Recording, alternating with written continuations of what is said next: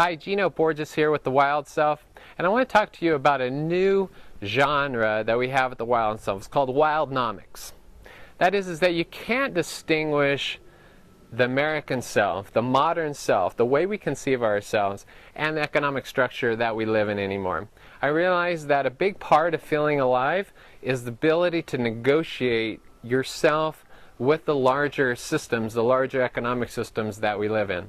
And part of wild economics is about bringing you these lessons that you wouldn't learn in university economic courses, but are actually on the fringe of economics, meaning how are transactions carrying out between you and other people, you and yourself, and just looking at different ways to look at the relationships that we have between ourselves and others when it comes to forms of exchange.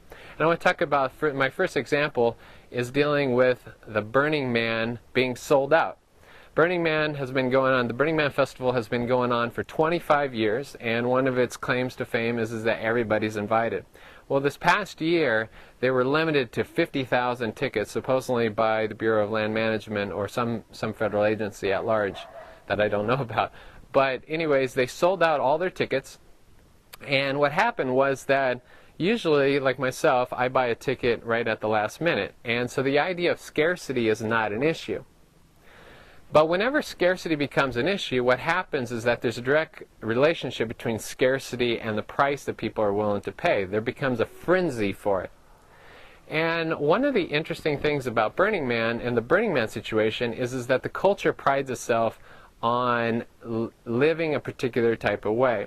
So in this case, that if you had a ticket, that you would resell it for face value.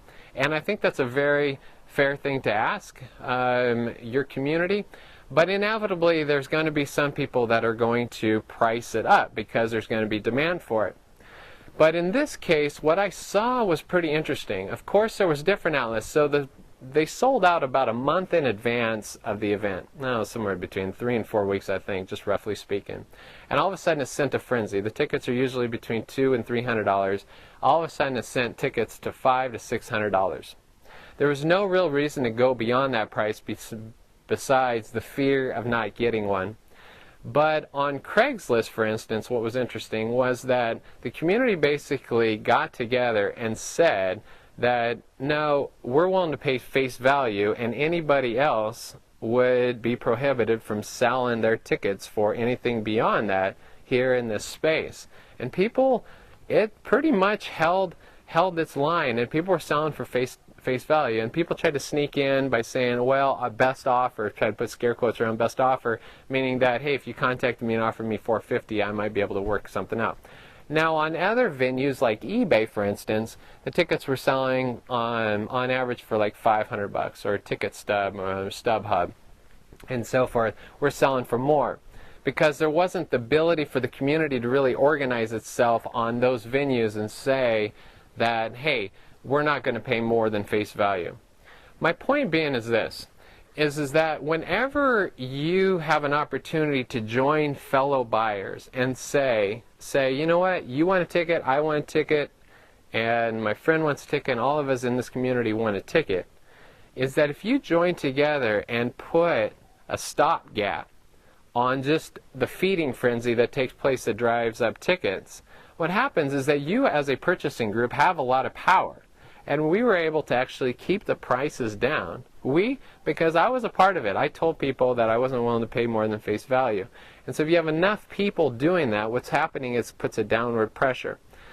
The thing is that the reason why some things skyrocket is because the community of buyers isn't organizing itself, but is competing against itself and sort of one-upping itself, which gives all the power to the seller. So in my mind, this is a very nice example of wildnomics because this is antithetical to the way that you learn economics at a university level. They basically treat a strict supply and demand model, suggesting that if there's demand there, that it will go to the highest bidder. Well, not in the instance where communities organize and communities say no, because everything above 300 isn't really associated with real costs. It's just all speculation. There was no real cost. There was no real material cost to the seller beyond the 3 1/4. They were winning, or they were able to add a value or premium just based on the speculative element that somebody else was going to pay higher. But there was no real referent for it. And in that case, you can push down the level of prices. Now, for instance, if you're talking about something that legitimately had a real hard cost associated with it, for instance, if me and my friends say we're not going to pay more than $10 for a milking cow, well, a milking cow costs $1,000, for instance, or $1,500. No matter how much we organize, fact is that it costs that farmer a lot of money to feed that animal, to raise that animal, to keep that animal, and that's a real cost. There's no speculative element, or if there is, it's really small. But in a non-referential item like a ticket to an event, what happens is that there's a lot more space for the speculative element to actually play out. And so that's one of the things I want to share with you on this wild economics lesson, is the idea that as sellers, we can organize, or excuse me, as buyers, we can organize and actually keep the pressure down. And as a result, you saw a beautiful thing. You saw people able to put their resources together, mental and material resources together, to actually have a material effect. And we're able to end up going to Burning Man. And of course, there's always that danger that when the music ends, somebody's left without a chair because you weren't willing to bid higher. But the thing is that even if everybody was bidding up, somebody was going to be left out because the supply was less than the demand. So why not all organize and say we're willing to pay, knowing that people are still going to be left out of the thing, but people are going to pay less and stop the frenzy. So, all right, thank you everybody. This is Gino Borges with the Wild South.